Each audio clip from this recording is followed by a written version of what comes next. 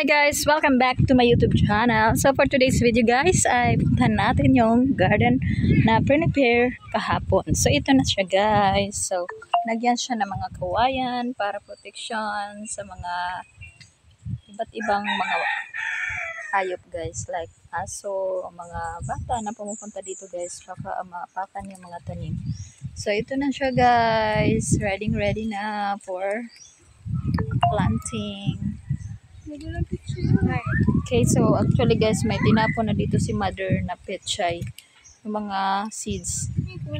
So, ilalagay.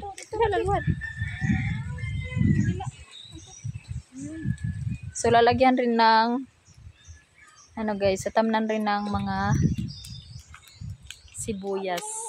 At saka konting kangkong. Dito bit, gilid bit. Dito gilid bit ang sibuyas. May dala to di. Sige la. Ay, pagdala sila ang kuan. Anong habok ba ila po? Ayan. Hagilid-gilid na la ito, day. Day. Hagilid na la ito. Oo. Oo. So, ilalagay na lang sa gilid guys yung mga sibuyas dahonan para ano lang siya. Ano siya sa gilid. Kasi meron ditong petchay na seeds. So, bago lang, kanina lang na ilagay ni mother. So, sana may mabuhay, di ba guys? Ayun, hindi natin makita. Basta meron tong mga seeds. Meron ng tinapon si mother dito. So, ayan. Yung improvise nila na mga fence. Ayan. So, ito yung area namin. Chay-chay is there. So, ayan na yung ano guys, oh. Tinatanim na ni Elizabeth yung mga dahon sibuyas or sibuyas dahonan guys. Tapos mamaya ay magpa-plant rin siya ng ayan yung kalamunggay guys. So dito na lang siguro yung kalamunggay sa labas. O di kaya dito banda dito banda. Sa gilid na lang din siya. O di kaya sa labas nito guys, labas ng fence. Yung tatlong kalamunggay. Siguro mabubuhay na dito yung kalamunggay guys kasi may sun naman dito, sunlight. Kasi doon banda guys, nagtanim kami last time pero hindi nabuhay yung kalamunggay kasi merong mga puno-puno guys, yung mga puno ng mangga, mga kakao, at saka iba pa guys. Yun yung mangga guys. So, tapos ito naman, meron tayong ano dito guys, rimas. Yung parang langka, yung bunga niya. So, ito yun guys. So, dito naman, merong ano dito guys, mga bananas. Ayan na guys. So, ready for planting na guys. I'll be back later.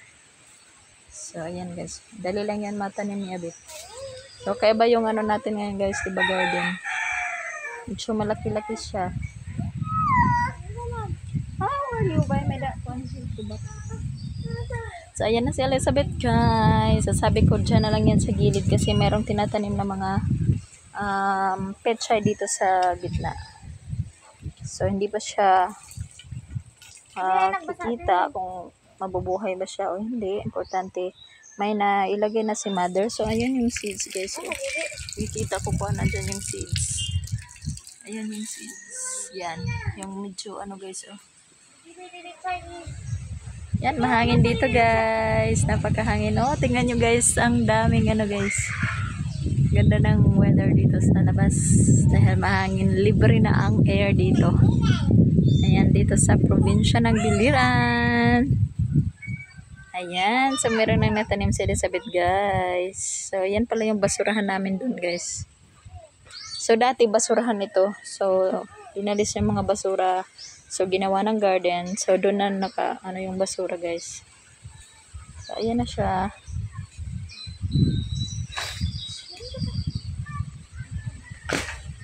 Wala, dudong. So, ayan na.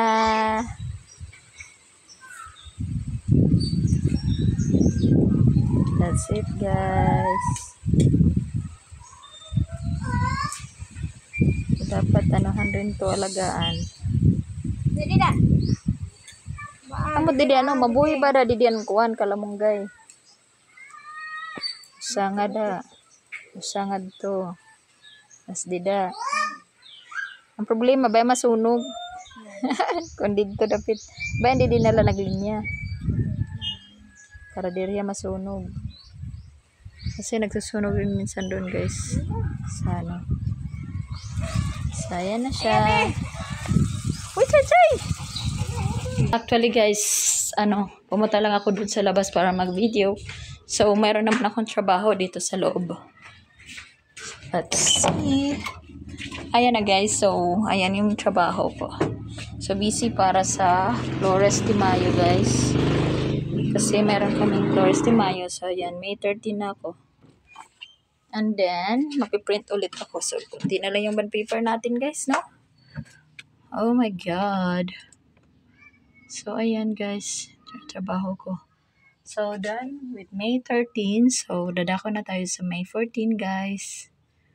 Ayan, yung ipiprint ko. So, Control P lang guys, oh. Ayan, Control P lang. Tsaka, I want to have 6 copies. So, ayan. Print na natin guys. So, May 14 pa lang guys, no? So, masyado pang, marami pang ipiprint ko. So, mayroon pang mga kulang guys. Ayan. Printing na. So, ito na yung guys, oh. Ave Maria. So, hindi pa siya nalagay sa kawayan guys. Marami pang gagawin dito. So, ayan. Printing na siya guys. So, babalik ako ulit later. So, back to back yung ginawa ko guys. Kasi marami nang na-print ko.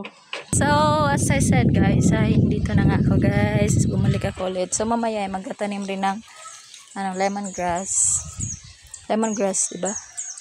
Tanglad. Tama, Bet? Okay, tama daw, char. So, ayan. So, kakaiba to guys na garden. So, mayroon siya mga sibuyas dahunan sa bawat sides.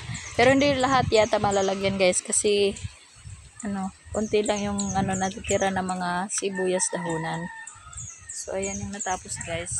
So, sabi nila, hindi daw yan puputulin yung mga niya.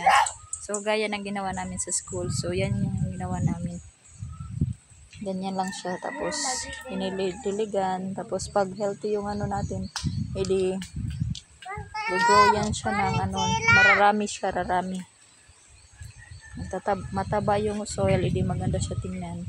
Mataba rin yung mga sibuyas dahonan natin. So, ayan na guys. Tapos, maglalagay lang kami ng konting kangkong. So, ayan na. So, diba guys? Okay. So, ayan guys. What if diri mabuhi? What if diri mabuhi? Mabubuhay ito. Mabubuhay yan sila dahil dati na silang buhay. So, ayan na siya guys. Ayan.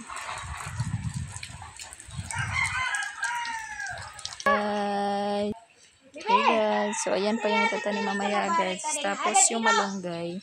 So, bye-bye muna guys. So, ayan yung namin garden. Bye-bye. Please subscribe. Thank you for watching.